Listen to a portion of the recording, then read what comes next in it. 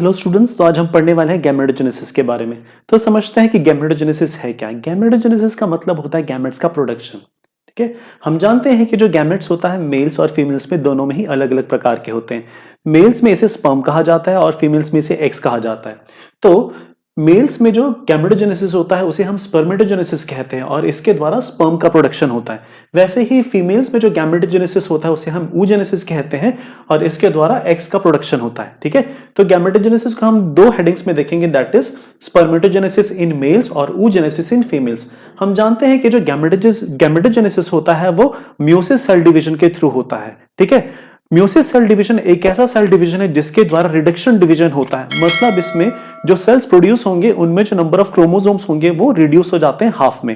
बाकी जितने भी तरीके के सेल डिवीजन होते हैं हमारी बॉडी में वो होते हैं माइटोसिस सेल डिवीजन और इसमें रिडक्शन डिवीजन नहीं होता। इनमें जो नंबर ऑफ क्रोमोसोम्स रहते हैं वो एग्जैक्टली अपने पेरेंट सेल के जैसे ही होते हैं। इनमें जो नंबर ऑफ क्रोमोसोम्स होंगे वो आइडेंटिकल रहेंगे और एक सेल से दो सेल्स का फॉर्म होगा, लेकिन नंबर ऑफ क्रोमोसोम्स किसी तरह से रिडक्शन नहीं होगा। तो जो गैमेटोजेनेसिस होता है वो गोनेट्स में होता है। तो हम जानते हैं कि मेल में जो गोनेट्स होता है उसके हम टेस्टिस कहते हैं और फीमेल में जो गोनेट्स होता है उसके हम ओवरीज कहते हैं। ठीक है, तो टेस्टिस में ही प्रोडक्शन होगा स्पर्म का और ओवरीज में प्रोडक्शन होगा एग्स का।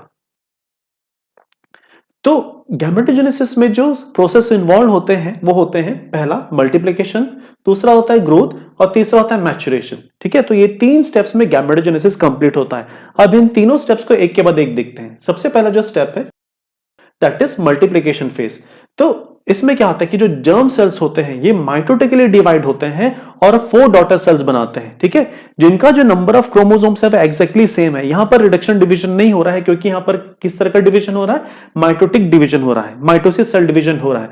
तो जर्म सेल्स वो सेल्स होते हैं, ये गोनाडल सेल्स होते हैं जिनके पास कैपेबिलिटी होती है कि ये गैमेट्स आगे चल करके गैमेट्स का फॉर्म कर सके, गैमेट्स बना सके। ठीक है, तो जर्म सेल्स में माइटोसिस सेल डिवीजन होता है और मेल्स में ये क्या बनाते हैं, स्पर्मेटोगोनियम बनाते हैं और फीमेल्स में बनाते हैं oogoनियम। ठीक है, नेक्स्ट जो फेज होता है that is growth phase. Growth phase में क्या होता है, जो स्पर्मेटोगोनियम बना है फर्स्ट फेज में वो फर्दर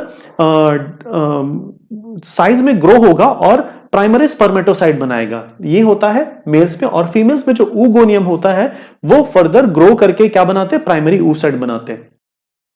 तीसरा जो फेज है that is maturation phase. Maturation phase actual phase है जहां पर गैमेट्स का फॉर्मेशन होता है through meiosis cell division. Meiosis cell division दो स्टेप्स में कंप्लीट होता है, दैट इज म्यूसिस 1 और म्यूसिस 2। तो oogenesis देखते हैं अपन। तो oogenesis में क्या होता है कि जो प्राइमरी oocyte जो फॉर्म हुए हैं उनमें पहला म्यूसिस सेल डिवीजन होता है, वो बनाते हैं सेकेंडरी oocyte और पोलर बॉडी। फिर सेकेंडरी जो oocyte होता है further meiosis cell division meiosis 2 के बाद ये बनाते हैं ओवम। ठीक है, तो oogenesis में एक प्राइमरी oocyte से एक ओवम का फॉर्मेशन होता है। वैसे ही मेल्स में क्या आता है कि जो प्राइमरी स्पर्मेटोसाइट है वो म्यूसिस 1 के द्वारा, म्यूसिस 1 सेल डिवीजन के द्वारा सेकेंडरी स्पर्मेटोसाइट्स बनाते हैं। कितने, 2। और ये जो सेकेंडरी स्पर्मेटोसाइट्स है म्यूसिस 2 के द्वारा बनाते हैं स्पर्मेटिड्स। ठीक है, स्पर्मेटिड्स जो होते हैं वो इमेच्योर स्पर्म्स होते हैं। तो इनमें डिफरेंशिएशन के बाद होता है ये है कि ये बनाएंगे स्पर्म्स। ठीक है, so this is all about gametogenesis. ठीक है, नेक्स्ट वीडियो में हम देखेंगे स्पर्मेटोजेनेसिस और oogenesis। इनकेस अगर आपको किसी भी तरीके का कोई भी डाउट है तो आप मुझे कमेंट सेक्शन में लिख करके बता सकते हैं।